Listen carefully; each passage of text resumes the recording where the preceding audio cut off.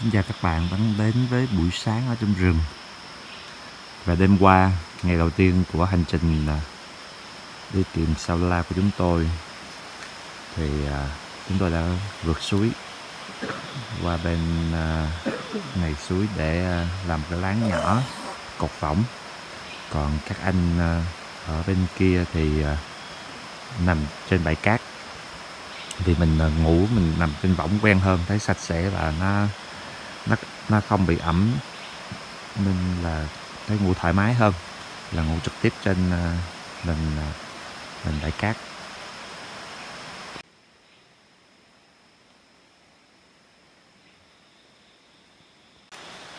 Bây giờ các anh sẽ dọn cái tấm tanh của láng bên này và trở về cùng mọi người ở bên kia suối ăn sáng.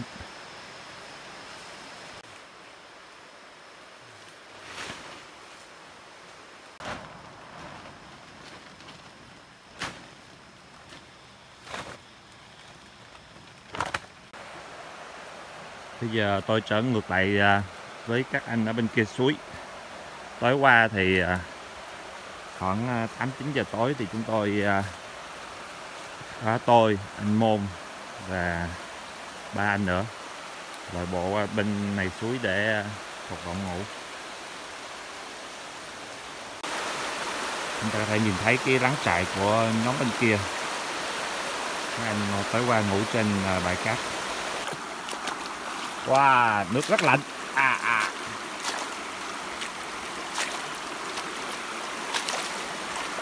Suối rất nhiều đá các bạn ạ. Lòng suối này dày đặc đá. Trên kia thì mây cũng còn đang quần trên núi kìa, bao kín các ngọn cây cao.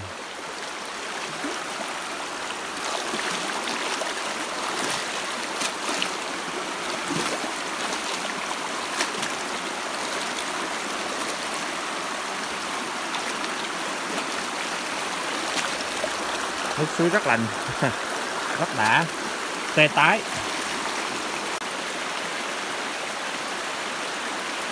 Cây kỳ suối ở đây rất nhiều, mọc hai bên bờ suối rất nhiều, còn có rất nhiều lá xanh tươi. Và các bạn có thể thấy dọc hết khúc sông này đều là kỳ suối. Mọi người đã thức dậy hết rồi. Tối qua nằm ở đây lạnh không anh Cường? Bình thường hả? Dạ. Dạ, vậy hết rồi, dọn đồ xong hết rồi.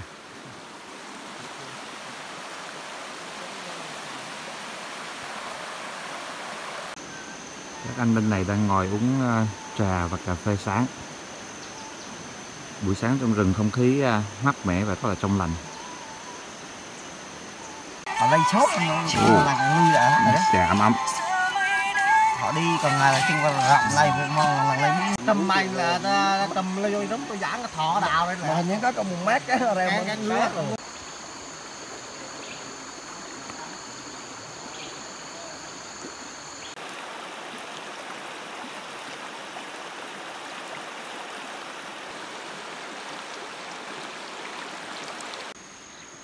Đây là chương trình ăn cơm buổi sáng, gồm các món cơm, cá và dưa cải anh, cải canh toàn quốc với món khổ qua, món dưa cải muối với nước mắm hành ớt rất ngon. Mời các bạn cùng ăn nè, đúng không? Rồi, bỏ một miếng ra. Rất là giòn, mặn mặn, nhẹ nhẹ, rất dễ đi cơm. Mọi người đã ăn sáng xong và bị dọn láng, tiếp tục hành trình.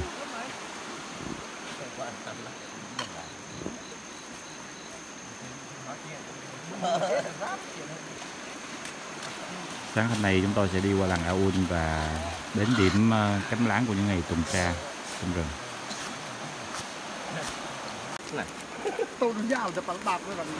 Anh Cường đang hàng mấy cái bì lại để nó không bị chảy đổ trong quá trình di chuyển.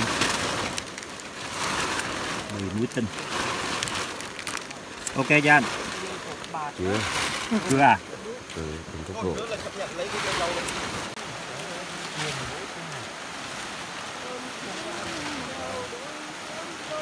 Công tác dỡ láng diễn ra nhanh chóng.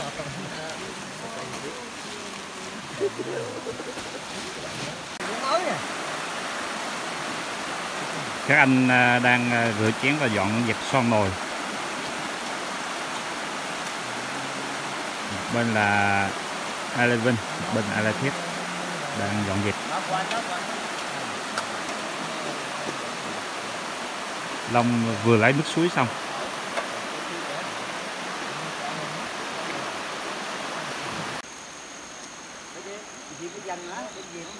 Để dành ngày đi ra. Ngày đi ra ăn mặc.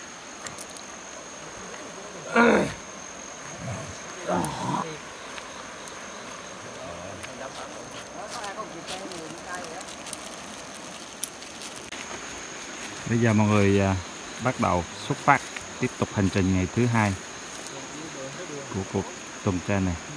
Đây là lần thứ 3 mình đi theo các tổ công tác vào rừng. Và đây mới là những ngày đầu tiên.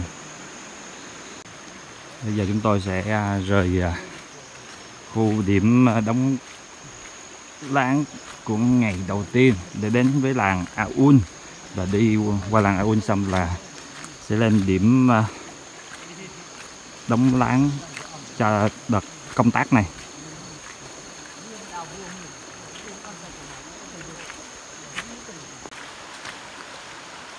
Những con đường theo suối ở trong rừng rất là đẹp, các bạn có thấy không ạ? Đi thì loại nước rất lạnh và rất nhiều đá, rất dễ trơn trượt. Với đôi dép màu nâu đặc dụng này thì chúng tôi đi có phần dễ dàng hơn.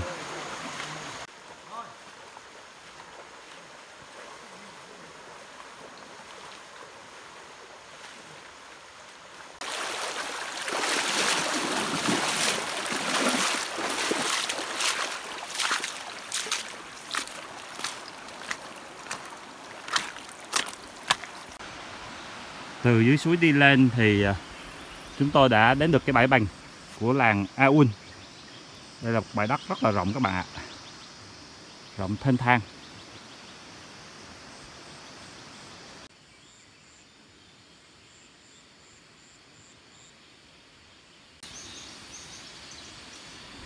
Đây là một bãi đất rất là rộng. Ở đây có một cái bảng chỉ dẫn hướng đi của làng Aun.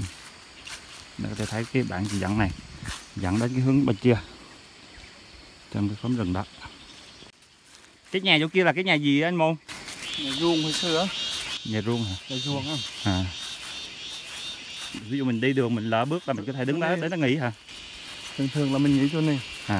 Rồi tiếp tục mình đi. Hồi xưa là nhà cũ của họ làng Aun rồi chiến lên. Từ ngày xưa nhà cũ làng cũ ở đây. Dạ. Rồi sau đó chuyển lên trên kia. Dạ.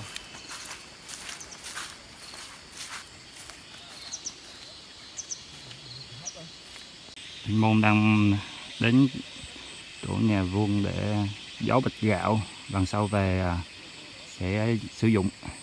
Thì giờ mà gùi đi tiếp thì rất là nặng.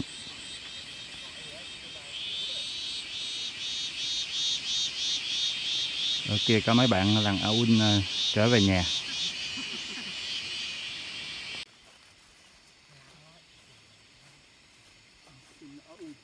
Các bạn học sinh Aun học ở huyện đi về làng.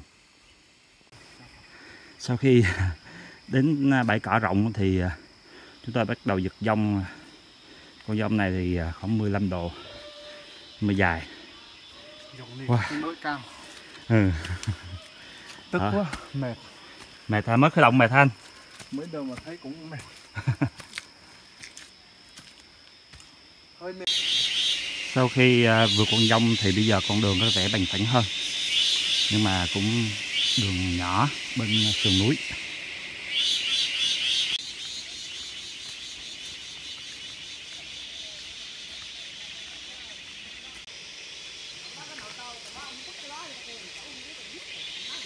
Chúng tôi đến điểm nghỉ đầu tiên.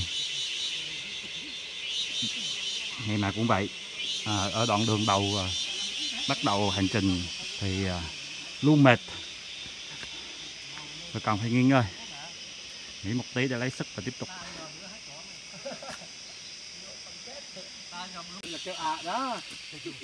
Bây giờ chúng tôi sẽ tiếp tục hành trình đến làng Aun. Lên!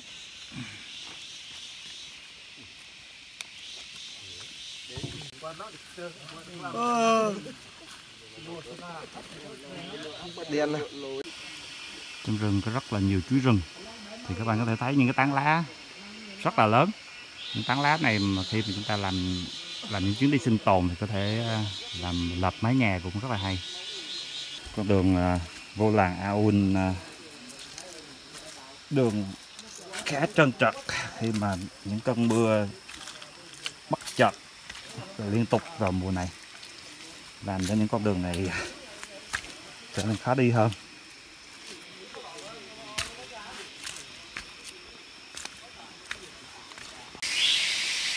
Trên con đường vào làng Aun thì có rất nhiều cây gỗ lớn các bạn ạ. Ở đây có rất nhiều gỗ lớn. Công tác bảo tồn ở đây rất là tốt, rừng không bị xâm phạm. Bên dưới con đường đến thôn Aun có một cái thác nước lớn, thác đá. Ở đây là cái đoạn đầu của dòng thác, một con suối. Ở nhiều cái bản làng mình đến thì họ đều làm những ngôi làng, những già làng hay chọn những ngôi làng nằm giữa những cái ngọn suối để giúp cho cái khu làng sạch sẽ và trong lành, có được luôn luôn có một nguồn nước sạch.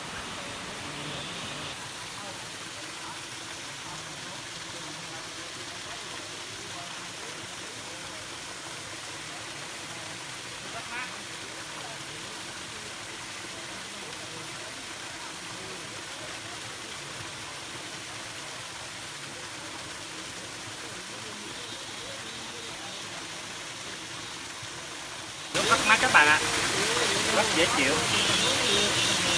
Hôm nay thì trong rừng bị nắng, trong rừng bị mây che hết rồi, nhưng mà đi bộ mệt thì cảm giác oi oi, khó thở, gặp được dòng suối mát rồi rửa mặt mình thấy thoải mái hẳn.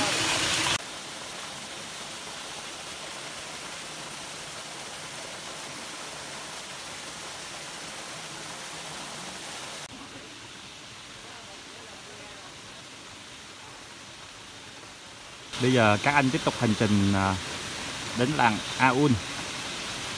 Đây là một cây suối, đây một cây cầu bắc ngang qua suối cũng dẫn vào làng Aun. Trong rừng có rất nhiều cây bông trang như thế này, hoa lớn hơn khổ hoa ở bình thường. Ở ngoài có thể là do cây mọc dại nên tốt tươi hơn. Ở đây có một cái ống nước dẫn nước của làng Aun. Khu vực này suối rất trong. Ở đoạn đường này bắt đầu chúng ta đã thấy những ao cá của làng rồi.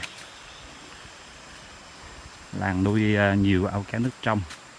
Ở đây có một bụi tre bự, giống tre này rất là lớn các bạn. Làng có nuôi mấy cái ao cá nước trong ở đây. Aun được nhiều người ví von như là Singapore giữa đại ngàn Trường Sơn, bởi vì ở đây người dân sống rất là sạch sẽ và có mô hình nuôi trồng xanh sạch. Chúng ta hãy cùng nhau đến làng. Kia có nuôi mấy con vịt nữa kìa, con ngỗng nữa kìa. Con ngỗng này giống nhựa quá, rất là sạch sẽ. Ở đầu làng cũng có những cái ruộng bậc thang như thế này, từng bậc cách nhau. Và đặc biệt là trong những ruộng nước này có rất nhiều cá rô các bạn. Mình thấy là có cá rô này, nhiều cá. Các bạn sẽ thấy đây, đó, những em cá tung tăng bơi lội. Ruộng nối tiếp nhau. ruộng lúa này rất là ngon.